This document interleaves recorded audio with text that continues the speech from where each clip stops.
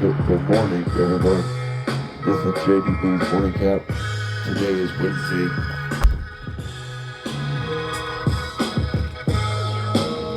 Today is Wednesday, May 20th, 2026.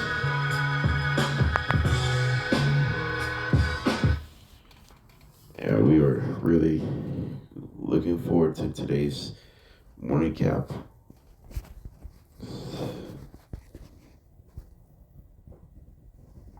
So we are really excited about this show here today.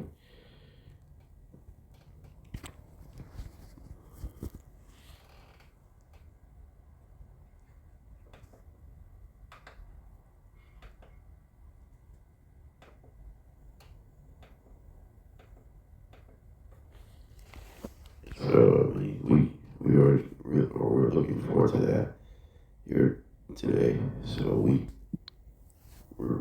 hopefully we'll get off to a really good start to start this show here today. Let's see how we can start this program right now. Hold on.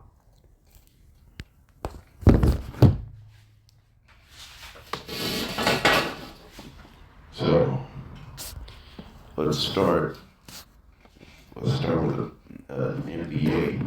What happened last night in Game 1 between the Knicks and the Cavaliers in New York City.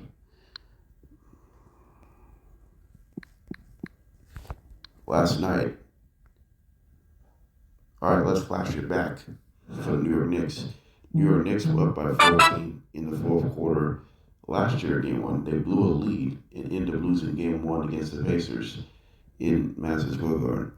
And then over a year later, Cavaliers, well, as many as 22, they were complete control in this game. So let's go 99-96.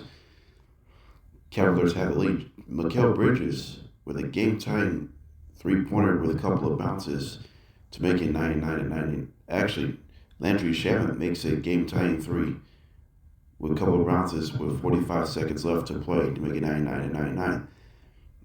After James Harden go-ahead bucket to make it a 2-point Cavaliers lead, 101-99, Jalen Brunson makes a game-tying floating bank jump shot to make it 101-101. Sam Merrill had a chance to survive for the win. He missed a three-pointer as the Knicks at this game is going to overtime. And then the Knicks continued to carry it over right here.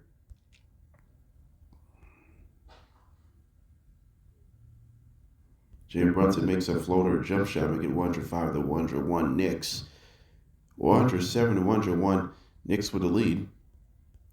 Landry Shamet puts up a dagger three, and he makes a three-pointer, makes it 110-101, ends up the final score. The Knicks beat the Cavaliers in overtime, 115-104 in overtime. So in the fourth quarter of overtime, the Knicks outscored in the last two quarters, 45-21 between the fourth quarter and overtime. So here's my question. Did the Knicks got lucky last night? Sure they did. They did get lucky last night. If it wasn't for that fourth quarter heroics, they would have not took Game 1 of this series.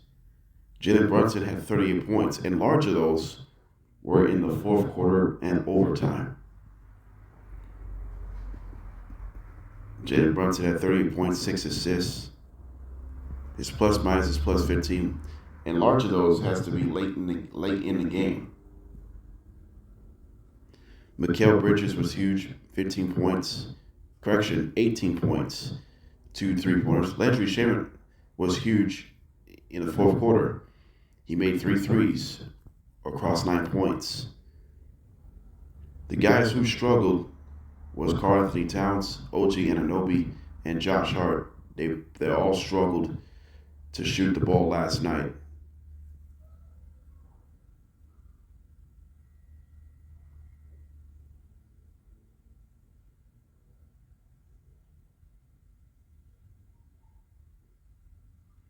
(13 for 34) combined between Hart, Anunoby, and Towns as far as field goals. And 3 for 16 from downtown combined between Hart, Anunoby, and Towns. But when Knicks shot 31% from long range,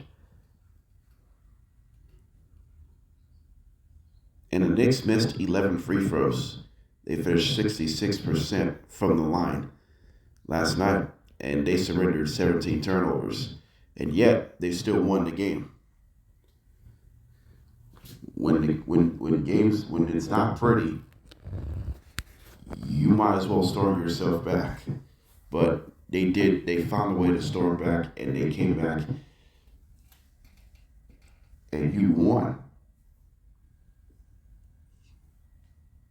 You won the game.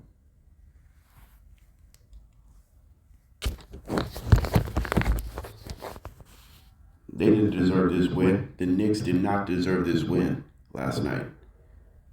But they came back.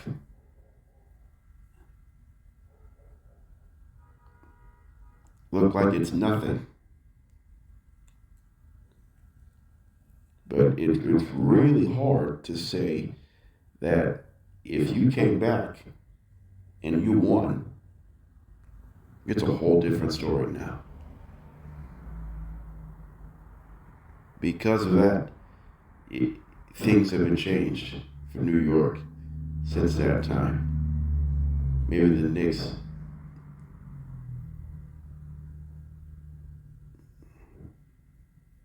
maybe certain things you don't really know about.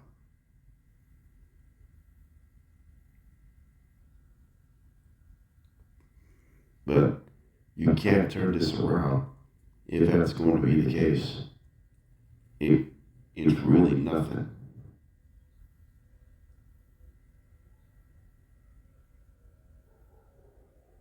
Because it's not going to get any better because of that.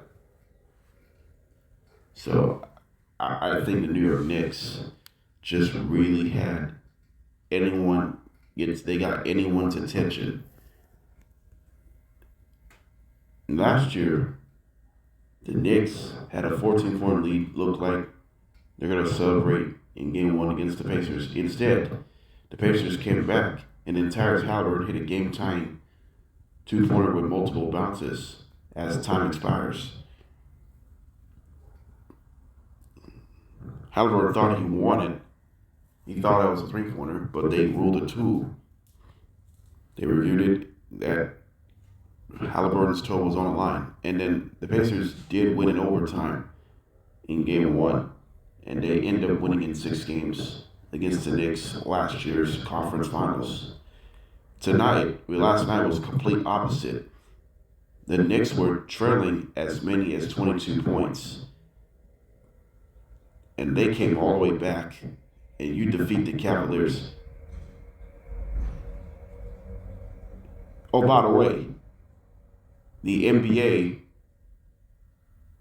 postseason was 1-594 record at the time when trailing at least 20 points in the fourth quarter. And after the Knicks won,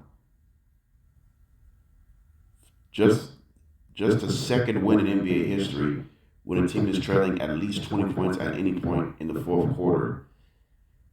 That's 2-594 record when trailing at least 20 points in the fourth quarter. In this amount of time,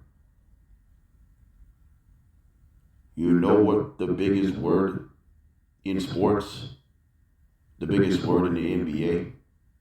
No lead is safe in basketball. no lead is safe, especially your team is in control for the majority of this game. Meanwhile, for the Cleveland Cavaliers, a bone-crushing loss. A bone-crushing loss for the Cleveland Cavaliers.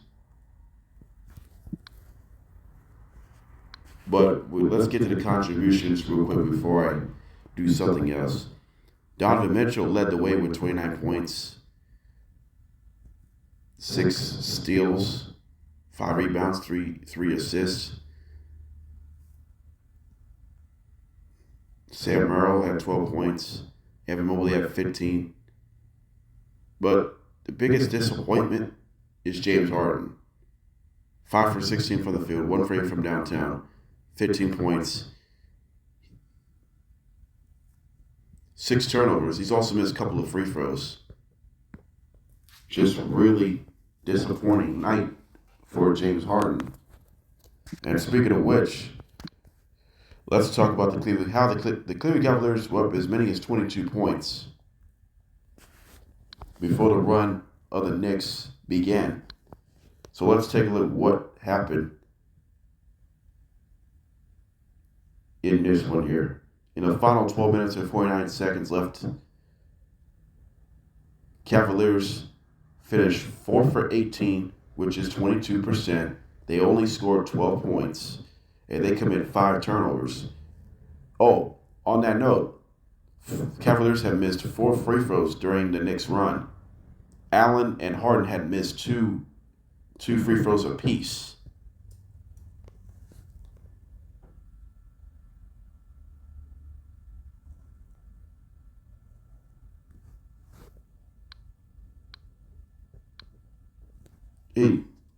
So, on that note, the Knicks closed out 44-11 run in favor of the Knicks. The run began at 7:44 mark in the fourth quarter, all the way through the end of the game. All the way through the end of the overtime, I should say. That just cannot happen. That just cannot happen for the Cleveland Cavaliers. This is the second time that the Cavaliers blow a fourth quarter lead this season against the Knicks. Remember, the Cavaliers blew a fourth quarter lead on Christmas Day and ended up losing a close one.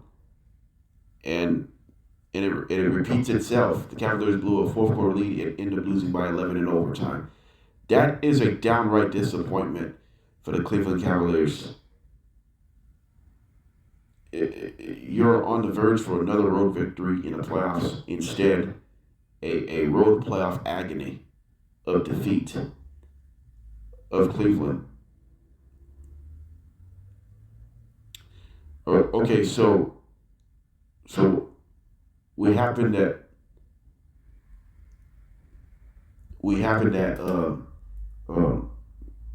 2 days ago on Monday, the A's pitcher who had a no-hitter through 8 innings, when A's had a 1-0 lead going to the bottom ninth with the pitcher JT Ginn was the A's pitcher. He had a no-hitter going, and then Adam Frazier of the Angels took the no-hitter away from JT Ginn, ends up a 9th inning leadoff single, and then eventually Zach Neto hit a game-winning 2-run shot off of JT Ginn to make it Angels win 2-1. That was heartbreaking. And now the Cavaliers did the same thing. They were up by 22, end up losing by 11 in overtime. That's just agony of defeat for Cleveland. If Cleveland does not win this series, blowing game 1 is going to be a big miss. It's a big missed opportunity for Cleveland to take game 1 of this best of 7 Eastern Conference Finals. That's just disappointment. That just can't happen. That just cannot happen. Like I said, Knicks closed out a 44-11 run. The run began at 7:44 mark in the fourth quarter, all the way through end of overtime. So that is absolutely unfortunate for the Cleveland Cavaliers. Really unfortunate because of that.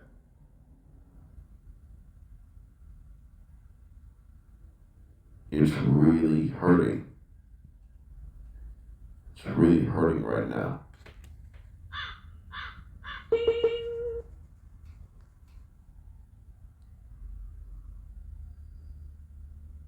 It is.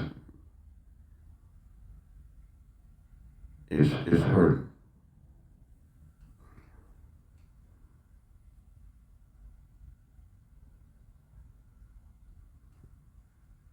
All right, we're gonna move on from this. When we come back on JDB's morning cap, we do have breaking news in Dallas.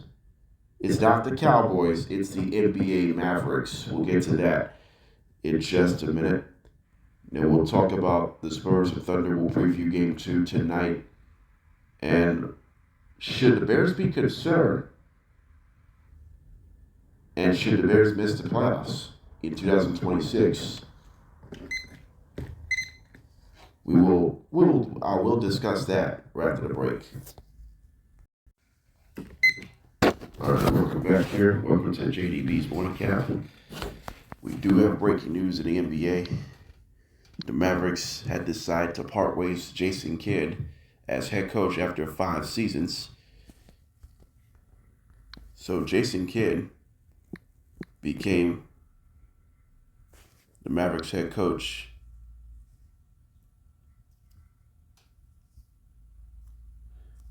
in 2021-22 season when he worked with Luka Doncic. The Mavericks got into the playoffs in 3 of those 5 seasons, including he went to the NBA Finals as head coach in 2024, but he came up short in 5 games.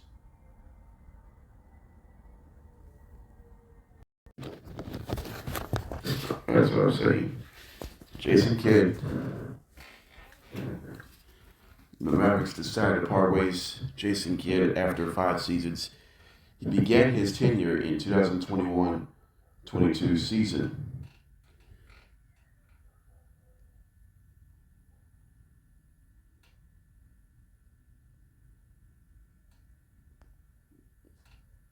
When he became the head coach, and he got to the NBA Finals in 2024, but he came up short in 5 games against the Boston Celtics. So Jason Kidd, no longer a head coach after 5 seasons.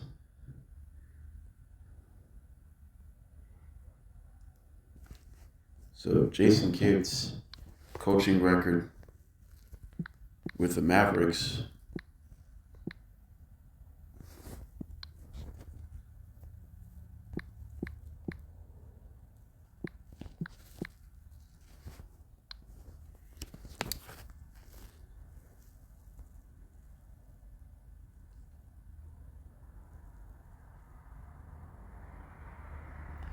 he finished 205 and 205, which is a 500 win percentage. Jason Kidd has won 50% of his games as head coach. Okay, so I'm going to ask this question. Was Jason Kidd to blame for this mess? No. I don't blame Jason Kidd. He just got fired. Not only just got fired, this team, the Mavericks had a disappointing 2026 season, 2025-26 season. I mean, yeah, there's no getting around it because the Dallas Mavericks have been snake bit by injuries.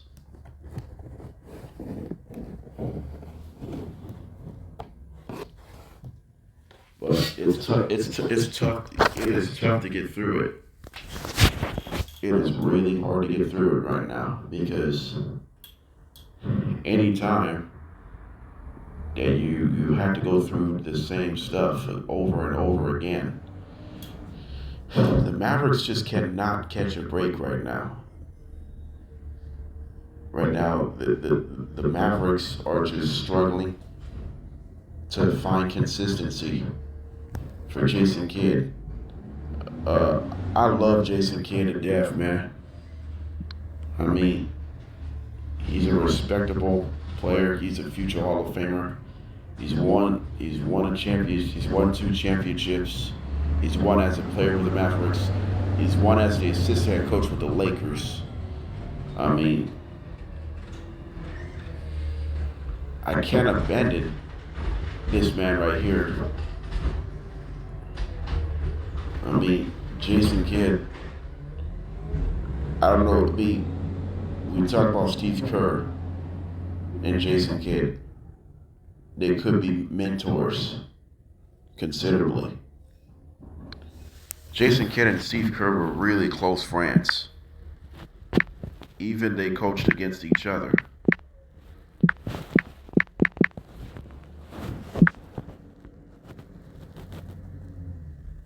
I mean,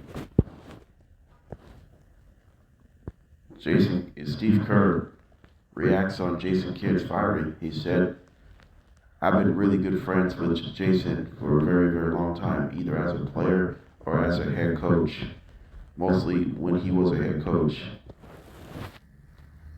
And then Kerr continued. He said, Jason's done a very good job to put this team together with some veterans and youthful players. But he always had every accomplishment. He always took accomplishment and his goals about his success.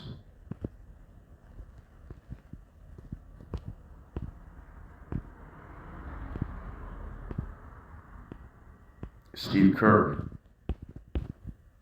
reacting of the firing of Jason Kidd. Jason Kidd's from the Bay Area. He's from Oakland. He was born in San Francisco. He went to Berkeley University. I mean, he had really close friends there as well. Jason had really close friends who lived in this area. I mean, I'm just disappointed that Jason Kidd got fired. That's it.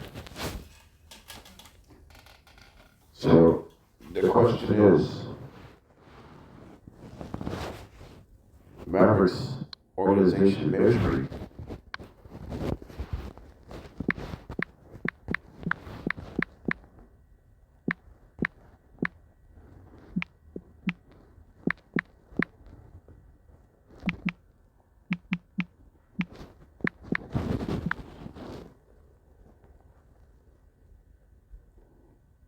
Masai Ujiri is the Mavericks team president. Mike Schmitz is the new Mavericks general manager.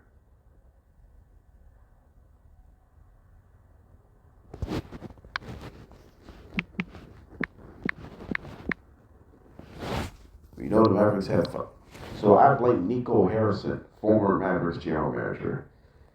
Nico Harrison is the worst GM in Mavericks history. Not NBA history, it's Mavericks history.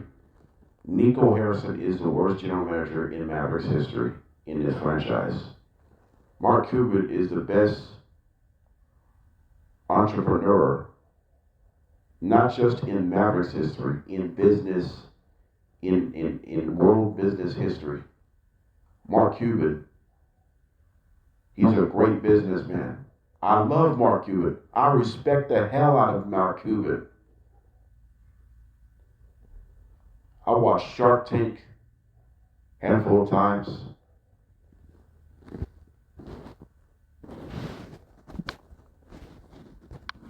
But I love Mark Cuban. He is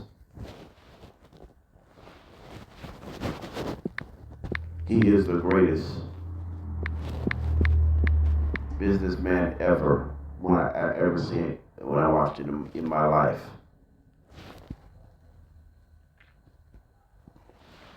When I love Mark Cuban, it's about you.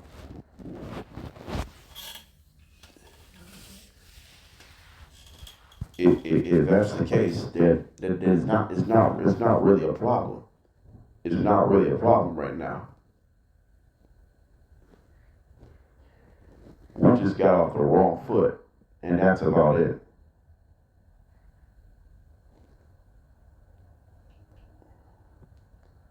If that's the case, you won't have any problems at all. Excuse me. So right now, when I look for the Mavericks roster in 2026, what would it look like? The question is, will Kyrie Irving leave Dallas to increase their young youthful roster talent? And if so, how they can do that? Cooper Flag is going to be the star for this team. We know Anthony Davis is going to the Wizards. It happened during the regular season. If Kyrie Irving leaves Dallas this offseason, there's not going to be a lot of veterans on the Dallas Mavericks roster. That's a little bit surprised because it really felt like there is nothing going on between these guys at the end of their own processes. But the Dallas Mavericks, Jason Kidd, he's done some good things, he's done some bad things as a head coach. He spent time with the Brooklyn Nets as head coach, didn't work out. He spent time with the Bucks head coach, got to the postseason, and then he got fired during the 2017-18 season due to ongoing struggles. Joe Prunty took over as interim Bucks head coach. And then Jason Kidd, he got his head coaching job for the first time in 5 years. He decided to go with Dallas Mavericks. This is his third successfully head coaching job of his career.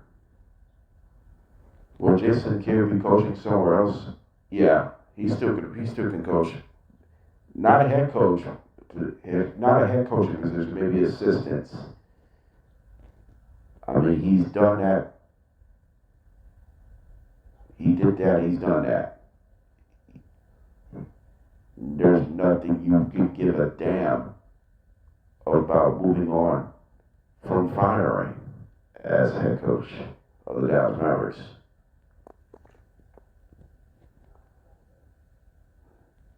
And I don't want to take any personal from you guys. I just want what's best for the NBA. We know the Pelicans have hired Jamal Mosley as head coach. I mean, this is significant because the Pelicans are drafting younger guys now or recruiting some players this offseason. The reason why Mosley got hired in New Orleans, they want Pelicans players to get better as far as develop consistency. All right, so for the Mavericks, who will get to replace? Who are the potential replacements? As far as I'm concerned, I could choose several. Good. Shoot.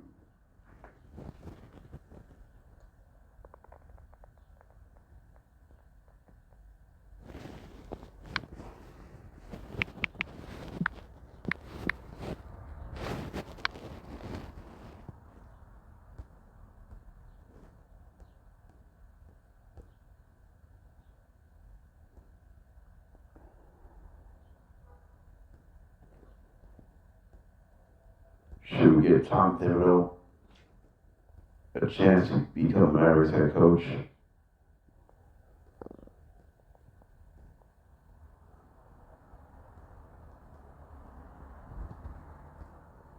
And then Johnny Bryant from the Cavaliers as assistant coach could see now. Dirk Nowitzki, John Shire. No, John's got to stay with Duke. I love John Shire become the Mavericks head coach, but he decided to stay with Duke. Dirk Nowitzki, I love Dirk Nowitzki. He's just not interested.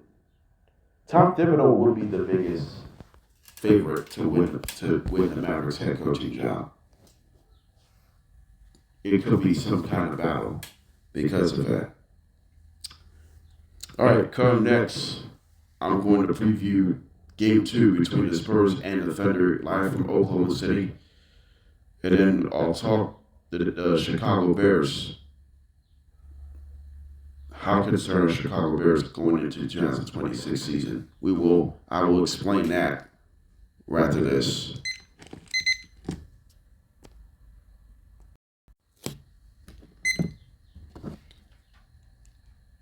Welcome back to JDB's Morning Cap. Tonight, Game 2 of the Western Conference Finals. It'll be the San Antonio Spurs visits the Oklahoma City Thunder. Spurs won a double overtime this past Monday, 122 to 115. Spurs up 1-0 in this series. Spurs try to go 2-0 with a win here tonight. Thunder's try to bounce back after a tough one in double overtime. All right, let's start with the San Antonio Spurs. What Spurs need to do to go 2-0 in the conference finals? Right now, if I'm San Antonio, they just need to take care of the basketball. They did not do a good job in Game 1 against the Thunder on Monday night, even though they won in double overtime.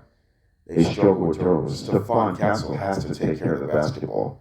When I referenced it a couple of days ago, yesterday, Stephon Castle had 11 turnovers 2 days ago. So he needs to get better in that situation. The other thing I'm going to throw out in Game 2 is Victor Wembanyama must perform at a high level. That's about level of consistency. The reason why the Spurs have found ways to win, make a play. You got to make a play or two or several. You got to make several plays to find different ways to win. And the Spurs need to knock down some more threes better. They struggled on Monday night in a double overtime victory. So I know Thunder defense is great. We all know that. This is a golden opportunity for San Antonio to go 2-0. Mitch Johnson has done a great job, by the way, as running the Spurs head coach. That's always a good sign. That is always a good sign in general. That's the case because of that. So it's a big difference. So it's going to come out the best if they can here. Meanwhile, for the Oklahoma City Thunder, I know they come off a heartbreaking loss on Monday night. How the Thunder could even up this series tonight at home. Shea Gilgeous-Alexander needs to be more efficient. He went 7 for 23 on Monday night. He struggled shooting the basketball in Game 1 of the Western Finals. Can he get better with his shooting here tonight? I hope so. Jalen Williams had a decent game the other night. Didn't translate to a win. Alex Caruso with an outstanding performance off the bench.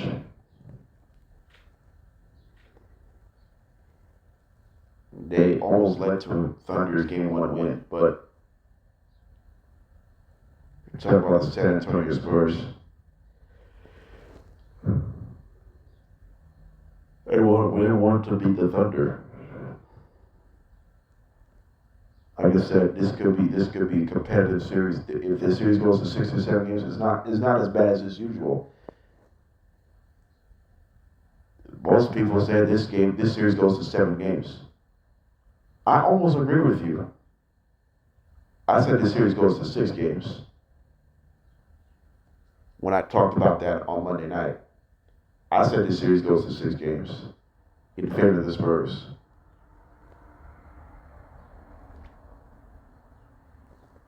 I think they got size, they got depth. They can do whatever they want. So tonight's game 2 is critical. Who do you think who wins game 2 tonight? Thunder or the Spurs? I like Thunder winning tonight. I think they'll bounce back and they'll get it done here at home.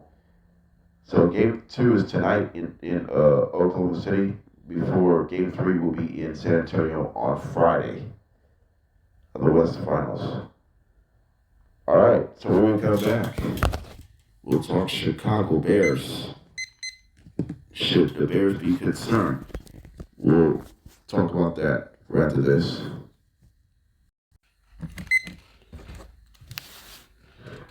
The Chicago Bears finishing the season 11-6 and won the NFC North Division, but come up short in the NFC Divisional round in overtime against the Los Angeles Rams.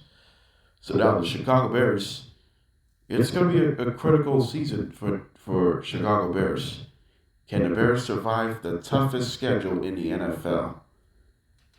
So here's my question. Should the Bears be concerned?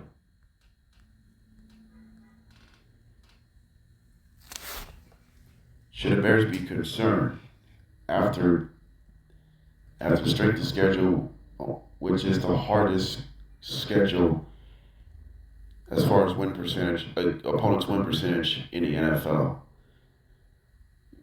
Yeah, they should be concerned, technically. The Bears, this is the Bears team. They're really talented, and now you're facing big-time opponents. You're facing a bunch of winning teams. You're including 3 of them in your division: the Lions, Packers, and the Vikings.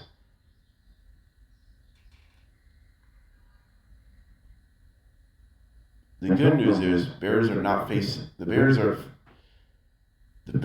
to face not only the NFC South team.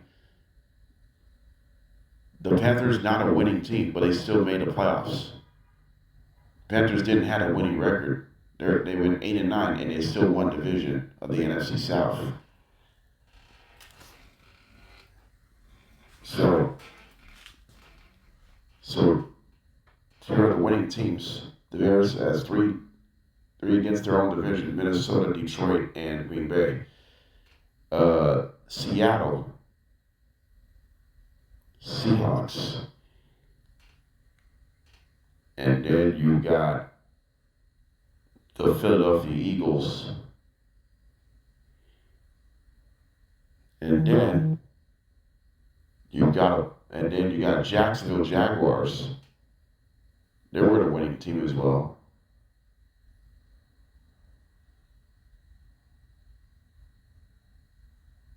And then you got Buffalo and New England. So those are the winning teams.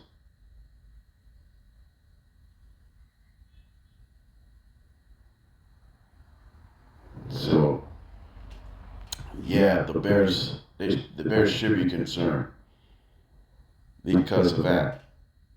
And I'm concerned about Caleb Williams' situation. Can Caleb Williams win against big-time teams? I don't know if he could. I don't know if he can. Now, the Bears head coach, Ben Johnson, who really knows how tough this schedule is. When you're looking for the Bears schedule, The Bears will have 8 road games, including 3 division opponents: the Packers, Lions, and Vikings. And then they got to go to Seattle to play the Seahawks. They got to play the Panthers and the Falcons. They got to go on the road to play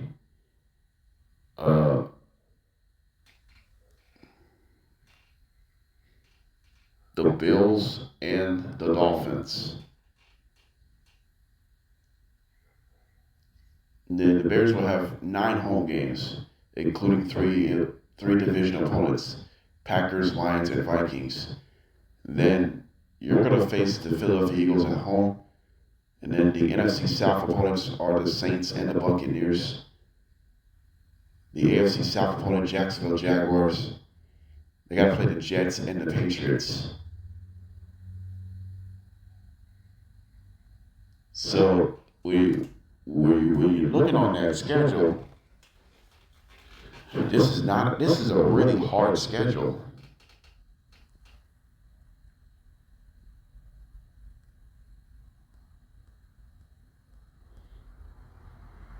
I think the Bears' expectations is actually high. But the question is, can they live up to the hype? I don't know. I don't think they can. I don't think they're going to live up to the hype at this point. Here's the biggest question. Should the Bears survive from the hardest schedule in the NFL, or should the Bears miss the playoffs? I think the Bears are the best team to bet to miss the playoffs this year. I don't think the Bears are going to survive the hardest schedule in the NFL. The Bears are going to miss the playoffs in 2026-27 season. I think Bears will end up at 6 wins. That's it. I think Bears will end up 6 wins. So I will count the schedule out loud. So how's this going to work? Week 1, they'll start the season against the Carolina Panthers. That's an L. Week 2 against the Minnesota Vikings at home. They'll win that one. So 1-1. Week 3 against the Eagles at home. That's an L. 1-2. Week 4 against the Jets at home. That's a W. And then week 5 at Packers. That's an L. Make it 2-3. Week 6 at Atlanta. They'll win that one. That's 3-3. Week 7 against the Patriots at home. That's a loss.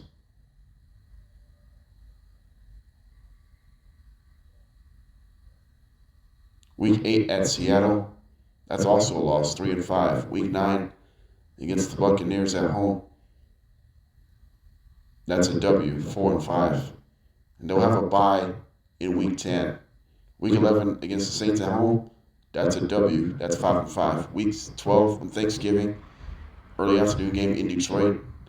That's a loss. 5-6. Week 13 against Jacksonville at home. That's a win. And then 6-6. Week 14 at Miami. Even though Miami season might not go well as planned, that's an L. 6-7. Then at Buffalo week 15. That's an L. 6-8. Packers at home. That's an L. 6-9. At home against the Lions, week 17. That's an L. 6-10. And then at Minnesota, that's an L. The Bears will go 6-11 in the 2026 schedule. I predict the Bears will go 6-11. They're just not good enough. They're just not good enough to beat these teams. Like I said, the Bears will go 6-11 because possible injuries. The one-score games will not go the Bears' way. Possibly, they may go through this. They're going to go through different issues. Unfortunately. All right, let's close out this show. Tomorrow, I will recap tonight's game 2 between the Spurs and the Thunder.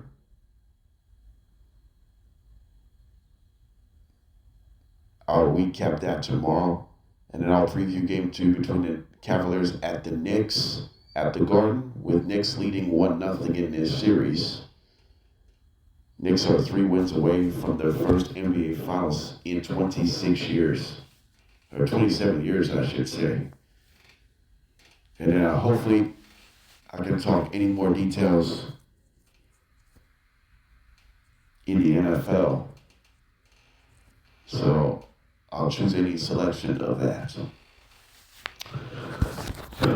That's going to do it. This is JDB's Morning Cap. We're back at it tomorrow on Thursday. And hopefully you enjoy your day.